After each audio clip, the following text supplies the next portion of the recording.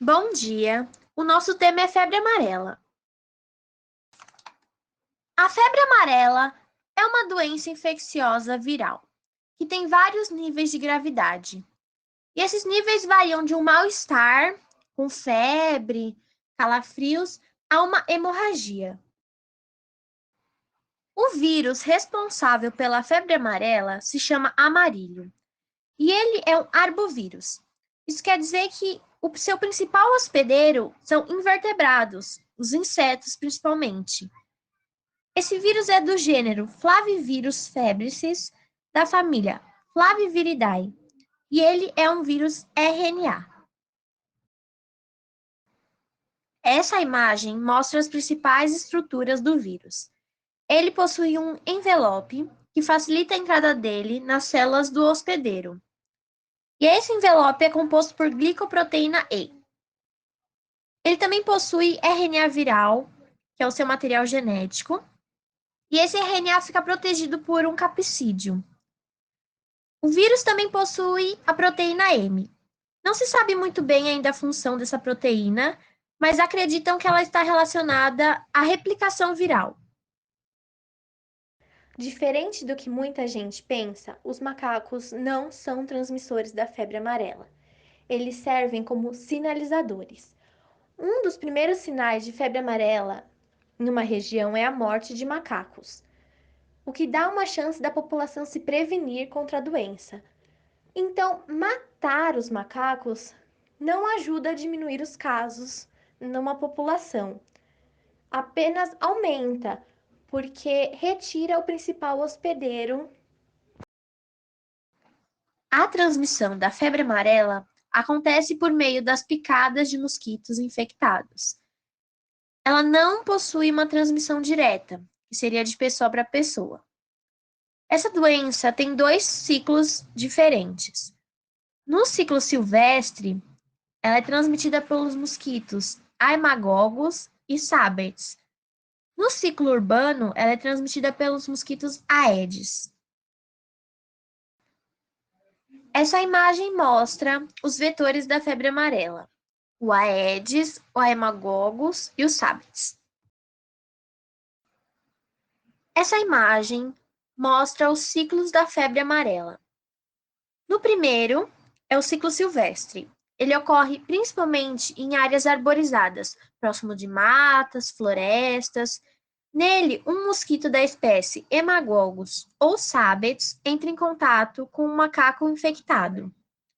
Ele acaba se contaminando e na próxima vez que ele for se alimentar de um macaco ou de uma pessoa, ele transmite o vírus.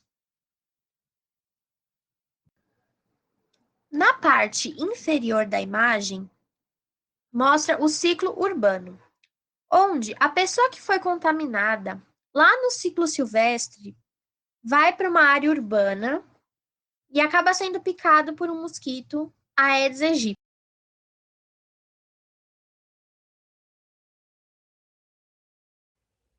Os sintomas dessa enfermidade variam muito. Podem ser leves, a ponto de serem confundidos com os de uma virose banal e regredir espontaneamente, ou podem evoluir para complicações graves e morte. Febre com calafrios, mal-estar, dor de cabeça, dores musculares muito fortes, cansaço, vômito e diarreia são sinais da doença que surgem de repente, em geral, de 3 a 6 dias após a picada do inseto, período de incubação do vírus. Depois de inoculado sobre a pele dos seres humanos ou macacos, os vírus da febre amarela, concentrados nas glândulas salivares das fêmeas dos mosquitos, invadem os vasos linfáticos do doente. Dali, caem na circulação, infectam as células do fígado, rins, coração, pulmões, a mucosa do sistema digestivo e até a do cérebro. A pele e os olhos do doente adquirem um tom amarelado, próprio da icterícia, daí o nome febre amarela. Icterícia progressiva, hemorragias comprometimento dos rins, anúria, do fígado, hepatite e coma hepático, do pulmão, problemas cardíacos, miocardite e encefalopatias, convulsões e delírios são sintomas da doença que podem levar à morte.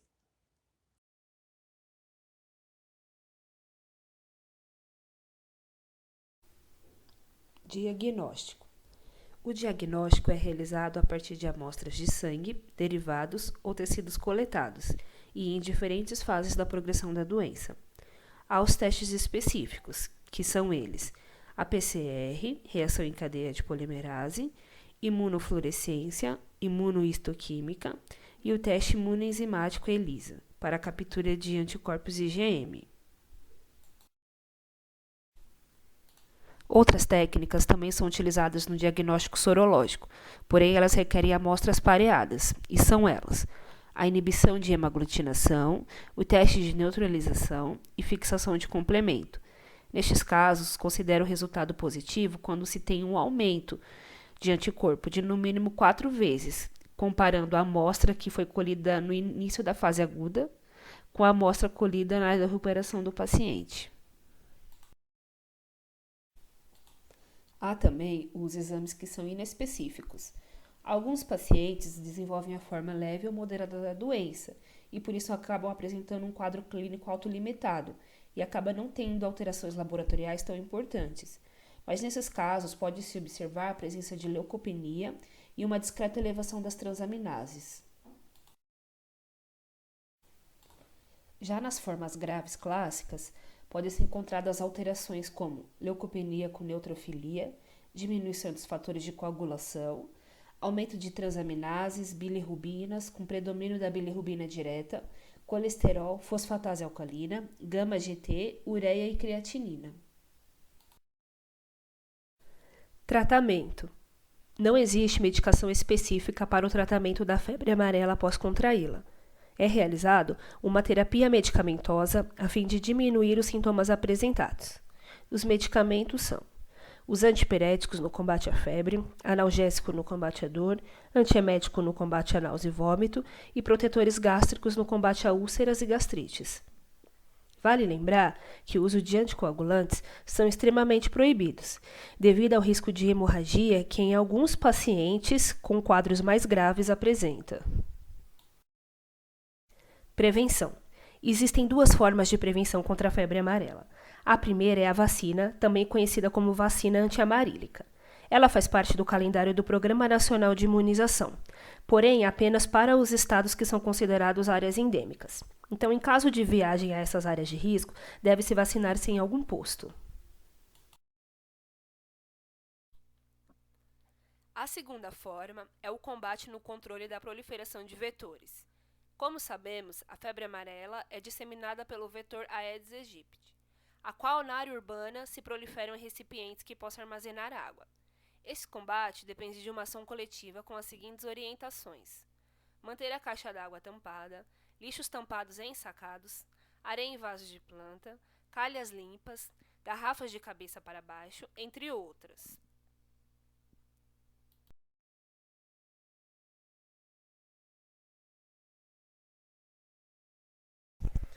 Vacina. O processo para o desenvolvimento da vacina iniciou em 1927 com os médicos da Fundação Rockefeller na Nigéria, chamados Bauer e Mahaffey.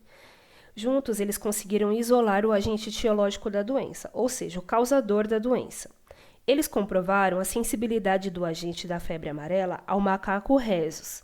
Após isso, eles inocularam o sangue do paciente chamado Acib que haviam encontrado na África. Esse paciente, ele apresentou a forma moderada da doença.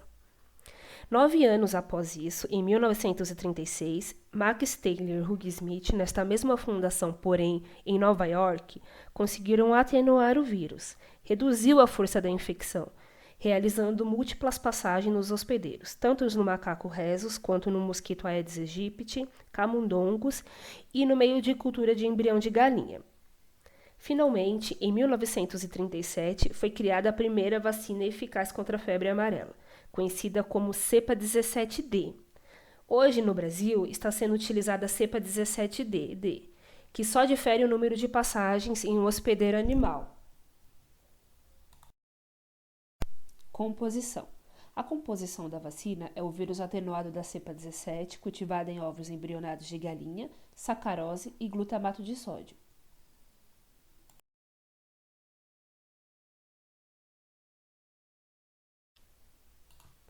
A administração da vacina é via subcutânea, que confere proteção a 95% dos vacinados. Porém, a imunização inicia a partir do 10º dia após essa administração. Conforme a recomendação da Regulamentação Sanitária Internacional, é necessário uma revacinação a cada 10 anos, sendo a primeira dose a partir dos 9 meses de idade.